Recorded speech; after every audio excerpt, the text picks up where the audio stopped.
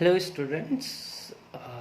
आज हम पढ़ने जा रहे हैं केमिस्ट्री का एक बहुत आसान सा चैप्टर जिसे बोलते हैं carbon carbon and its compound. Carbon and its compound, this is the chapter of class 10th, chapter number 4 in chemistry. So what it is, जितने भी हमारे पास कंपाउंड हैं कार्बन से रिलेटेड, उससे रिलेटेड पूरी केमिस्ट्री होती है जिसे बोला जाता है ऑर्गेनिक केमिस्ट्री। ऑर्गेनिक केमिस्ट्री को समझने के लिए क्लास 10th में आपको बहुत छोटी छोटी बेसिक चीज़ें दी हैं और इन बेसिक चीज़ों को हमें ध्यान रखना है और इनसे हमें बहुत सारी चीज़ें आगे चलकर हमारी हायर क्लासेस में काम आएंगी। So here carbon and compound. सबसे पहले इसमें बहुत सारी चीज़ें बताने से पहले मैं चाहता हूँ कि किसी भी चीज़ को समझने से पहले उसके नामकरण को समझ लेते हैं। तो इसका नामकरण जो है वो IUPAC नोमेनक्लेचर, IUPAC नोमेनक्लेचर। तो you have to understand what it is. तो आज बिल्कुल एकदम बेसिक सा लेक्चर, इसके ऊपर बहुत कुछ बनाया जा सकता है, ढेर सारा कंटेंट है। तो सबसे बहुत बेसिक, अगर आपके पास देखो, ये बेसिकली हाइड्रोकार्बन से रिलेटेड होगा। हाइड्रोकार्बन, इसका मतलब क्या? इसका मतलब हाइड्रोजन और कार्बन से मिलकर जो हमारे कंपाउंड बनते हैं उन्हें बोलते हैं हाइड्रोकार्बन। अगर कार्बन तुम्हारे पास कितने हैं? एक है। अगर कार्बन तुम्हारे पास कितने हैं? दो हैं।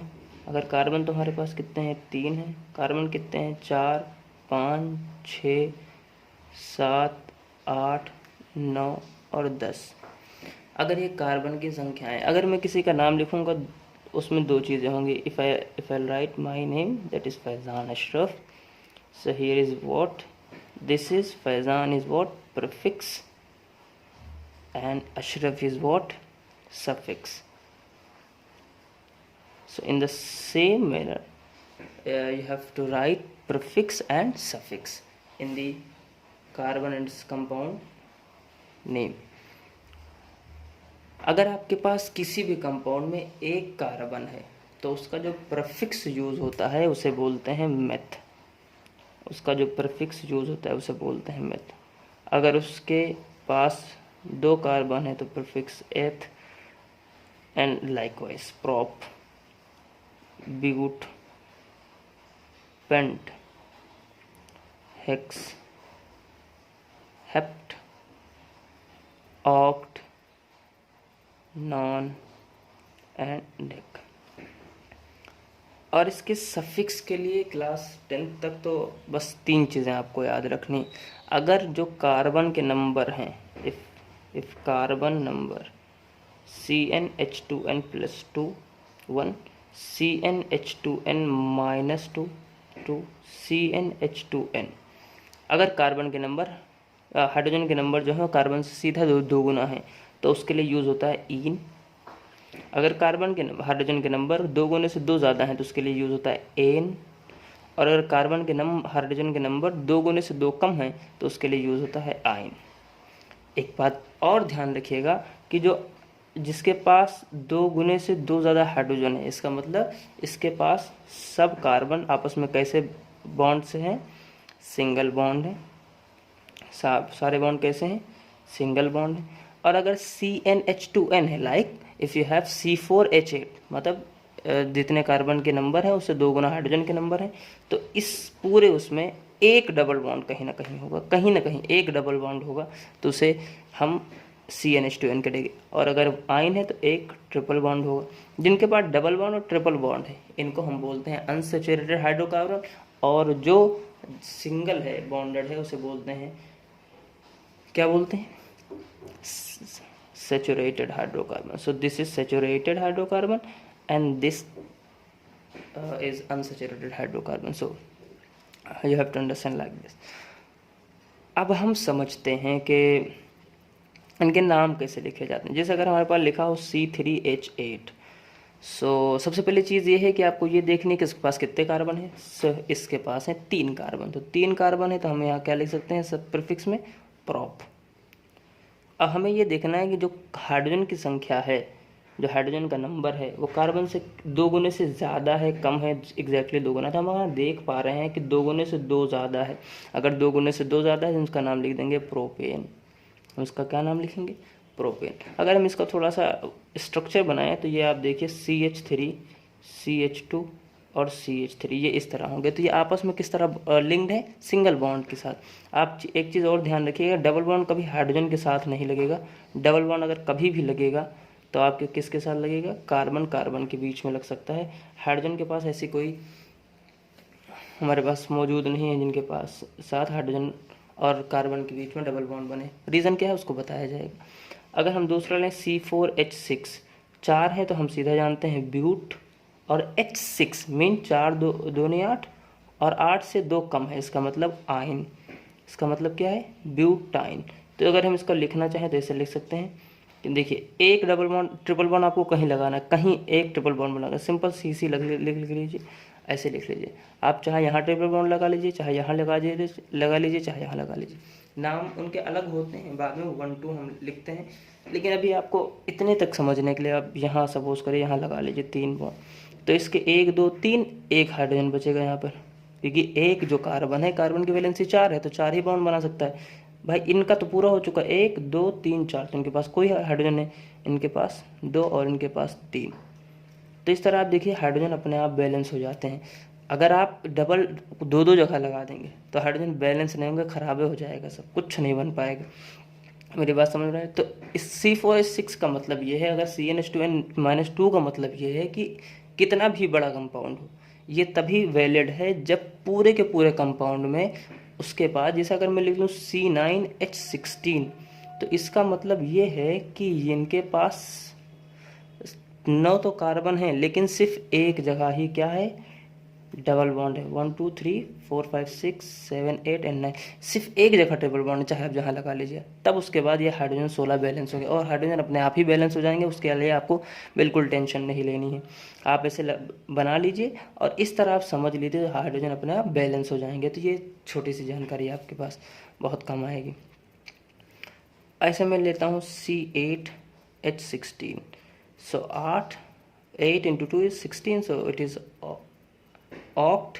और अगर ऐसा होगा तो हमें पता है क्या लगेगा सफिक्स में? इन, ऑक्टीन। तो इस तरह हम इनका नाम लिख सकते हैं।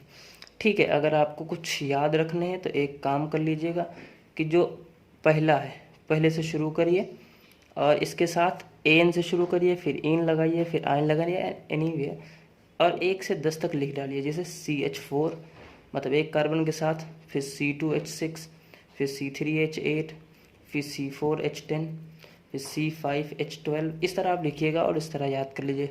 इसका पहले का methane, ethane, and this is propane, and this is butane, and this is pentane. So likewise you have to write in all the 3 cases. तो इस तरह आपको बहुत सारी प्रैक्टिस हो जाएगी। इस तरह आप स्ट्रक्चर बना लीजिएगा। बनाने के लिए कुछ नहीं करना है। अगर आपके पास जैसे कुछ भी दिया है, 5 कार्बन दिए हैं, सपोज करो 5 कार्बन दिए, 5 कार्बन दिए हैं, ठीक, बिल्कुल आसान। 5 कार्बन दिए हैं और आपसे मैं तीनों केस बनवाता हूँ। C5H12 होगा, अगर उसके पास सिंगल बॉन्ड होगा तो कुछ नहीं, अपने आप बैलेंस हो जाएंगे। हाइड्रोजन यहाँ 3 लगेंगे। एक चीज़ ध्यान रखिएगा, अगर एन है तो जो किनारे किनारे वाले हैं उनके पास तो 3 3 जाएगा ही, क्योंकि सिर्फ एक बॉन्ड बना रहा है। बाकी जो बीच वाले हैं सबके पास 2 2 लगा दीजिए, 2 2 लगा दीजिए। 2 2 लगाएंगे तो काम बन जाएगा। इस तरह 2 2 लगाएंगे तो क्या हो जाएगा? C5H12। अगर यहीं पर C5H10 होता तो किसी एक जगह पर मैं डबल बॉन्ड लगाता और एक हाइड्रोजन को कम कर देता। इधर एक हाइड्रोजन कम होगा, इधर एक हाइड्रोजन कम होगा, 2 कम हो जाएंगे, अपने आप ही कम हो जाएंगे। एक डबल बॉन्ड लगाने के साथ साथ उसके 2 हाइड्रोजन कम हो जाएंगे। अगर यहीं हमें ट्रिपल बॉन्ड लगाना हो तो देखिए, और ये ख़त्म हो जाते, C5H8 बन जाता अपने आसानी के साथ। इस तरह के जितने भी क्वेश्चन हैं आपके ईजिली आपके उसके नाम भी याद होने चाहिए और उनसे रिलेटेड ढेर सारी आपके पास छोटी छोटी जानकारियाँ होनी चाहिए। अब समझते हैं ये कि जो कार्बन है ये किस तरीके का बॉन्ड बनाते हैं। बॉन्ड ही कितने तरीके के होते हैं ये पहले आप समझ लीजिए। बॉन्ड जो होते हैं वो 3 तरीके के होते हैं। First is ionic bond, second is covalent bond, second is covalent, and third is coordinate bond, इसी को बोला जाता है डेटिव बॉन्ड। हो सकता है अभी आपको ना पढ़े हो, लेकिन मैं बताता हूँ इसके बारे में। आयनिक बॉन्ड का मतलब यहाँ पर डेफिनेशन लीजिए, complete sharing of electron, complete sharing of electron. अगर कंप्लीट शेयरिंग होगी तो यहाँ पर बनेंगे आयंस, तो जाहिर सी बात है इसे क्या बोलते हैं, आयनिक बॉन्ड। जैसे एग्जांपल में Na का हम क्या करते हैं, एक इलेक्ट्रॉन निकालते हैं Na प्लस इलेक्ट्रॉन, और Cl से एक इलेक्ट्रॉन निकालते हैं, ऐड करेंगे तो ये बनेगा Cl माइनस। ठीक है, आपको ये पता होगा कि इसे बोलते हैं आयनाइजेशन एंथैल्पी। अच्छा नहीं पता होगा तो, और इसे बोलते हैं इलेक्ट्रॉन गेन एंथैल्पी। ठीक है, तो इस तरह होता है। तो अब ये यहाँ पर बना Na+ और यहाँ बना Cl-। आपको पता है पॉजिटिव और नेगेटिव चार्ज आपस में क्या होते हैं, अट्रैक्ट होते हैं। क्यों? क्योंकि एक फोर्स लगता है जिसे बोलते हैं F इलेक्ट्रोस्टेट। तो इनके बीच में एक अट्रैक्शन होगा और ये बनाएगा, क्या बनाएगा, NaCl बनाएगा। और NaCl के बीच में कौन सा बॉन्ड होता है, आयनिक बॉन्ड होता है। और उनके बीच में कैसा अट्रैक्शन होता है, F इलेक्ट्रोस्टेट होता है, काफ़ी मजबूत बॉन्ड होता है। ठीक है, NaCl क्या है, नमक है। तो इस तरह के बॉन्ड को बोला जाता है NaCl के, इस तरह के बॉन्ड को बोला जाता है आयनिक बॉन्ड। कोवेलेंट बॉन्ड होता है जो शेयरिंग ऑफ इलेक्ट्रॉन अब शेयरिंग ऑफ इलेक्ट्रॉन क्या वो समझिए। सपोज करो कि किसी के पास इतनी क्षमता नहीं है कि सबका सब दे दे। जैसे हम गरीब आदमी, मतलब मिडिल क्लास फैमिली जो है, वो अगर उससे आप कुछ मांगोगे, उससे आप अगर कुछ मांगो तो वो क्या करेगी, भाई आप थोड़ा आप खा लो, थोड़ा हम खा लेते हैं, ऐसे कर लेंगे। ठीक, हम इतने अमीर तो है नहीं कि भैया ठीक है हमारे पास 500 रुपये था, आप पूरा ले लीजिए। इसके पास है बहुत अमीर आदमी, ठीक है, पूरा इलेक्ट्रॉन दे देता है। ये क्या करता है कि भैया ऐसा करते हैं, आप भी ले लो हम भी ले लेते हैं, ऐसा। तो इसे बोलते हैं शेयरिंग ऑफ इलेक्ट्रॉन। और शेयरिंग ऑफ इलेक्ट्रॉन से ही बनते हैं कोवेलेंट बॉन्ड। तो कोवेलेंट बॉन्ड के लिए कंडीशन तो बहुत सारे, इलेक्ट्रॉन नेगेटिविटी के टर्म में मैं जाना नहीं चाहता, लेकिन आप इतना समझिए, जिनके पास जो बाहरी इलेक्ट्रॉन हो वो अगर एक या दो ना हो, मतलब वो एक लूज़ करेगा तो आसानी के साथ, एक लूज़ करने के बाद उसके पास आ जाता है नोबल गैस वाला कॉन्फ़िगरेशन, तो वो एक लूज़ कर देता है। ऐसा ना हो तो वो बनाते हैं, क्या बनाते हैं, कोवेलेंट बॉन्ड। कार्बन के साथ केस क्या है, कार्बन के साथ केस है कि 2,4। अब आप ये चीज़ ये ध्यान में रख लीजिए कि 4 इलेक्ट्रॉन को निकालना ये बहुत मुश्किल काम है। 4 इलेक्ट्रॉन को निकालना ये बहुत मुश्किल काम। मैं समझाता हूँ, इसको थोड़ा समझिए कि अगर सपोज करो कोई कार्बन है, कोई आदमी है, एकदम गरीब आदमी है थोड़ा सा, और इसके पास बहुत ज़्यादा वो नहीं है, बहुत ज़्यादा क्या, मिडिल क्लास फैमिली समझिए। अगर ये मिडिल क्लास फैमिली है तो इसके पास मैक्सिमम मान लेता हूँ 2 लाख रुपए रखा होगा, बहुत ज़्यादा है, ठीक, सेविंग की बात कर रहा हूँ, 2 लाख रुपए होगा। अगर इससे कोई कितना मांगे, भाई ऐसा करो कि यार 50,000 दे दो, तो चलो एक बार वो दिल पे पत्थर रखेगा, दे देगा, ठीक। अब लेकिन इन पैसों के साथ इसकी पकड़, जो 1.5 लाख रुपए हैं, इनकी पकड़ इस पैसे के साथ मिडिल क्लास फैमिली के आदमी की पकड़ और मजबूत हो जाएगी।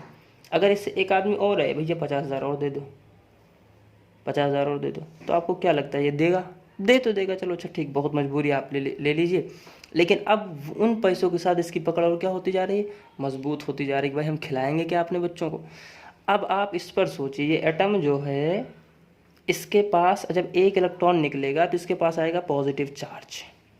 पॉजिटिव चार्ज का मतलब यह है कि यहाँ पर है न्यूक्लियस, और न्यूक्लियस के अंदर प्रोटॉन तो उतने ही हैं, लेकिन बाहर जो इलेक्ट्रॉन है उनकी संख्या क्या हो रही है, अब कम हो रही है। तो यहाँ पर 6 प्रोटॉन हैं, लेकिन एक निकालोगे तो कितने बचेंगे, 5। और अब 6 को 5 को पकड़ना है तो कायदे से पकड़ेंगे। एक और निकालोगे तो ऐसे अगर 4 निकाल देंगे तो इनकी, ऐसा पॉसिबल नहीं है, 4 निकालने के बाद तो बहुत ज़्यादा श्रिंक हो जाएगा, और ये पॉसिबल नहीं। इस वजह से क्या करते हैं कि भाई साहब, ये अपनी वैलेंसी पूरी करने के लिए जो केमिकल बॉन्ड ही बनता है, उसका रीज़न है कि टू अटेन स्टेबिलिटी। तो स्टेबिलिटी के लिए वो क्या करेंगे, स्टेबिलिटी के लिए वो ये करेंगे कि भाई कुछ हमारे उससे आप भी ले लो, हम आपसे ले सकें, दोनों साझा करके रहते हैं। सपोज करो हम लोग, मतलब जो बाहर रहते हैं तो कुछ लोग शेयरिंग में चलते हैं, शेयरिंग वाले ओला चलते हैं कि भाई 150 रुपये किराया हो रहा है तो 75 रुपये आप दे दो, 75 हम दे देते, काम बन जाएगा आपका भी, हमारा काम बन जाएगा। यही काम है कोवेलेंट बॉन्ड का। कोवेलेंट बॉन्ड क्या करता है कि इलेक्ट्रॉन्स को शेयर करता है, शेयर करने के बाद एक बॉन्ड बनता है, उस बॉन्ड को बोला जाता है कोवेलेंट बॉन्ड। लाइक जैसे कार्बन है, कार्बन के पास कितने हैं, 4 हैं।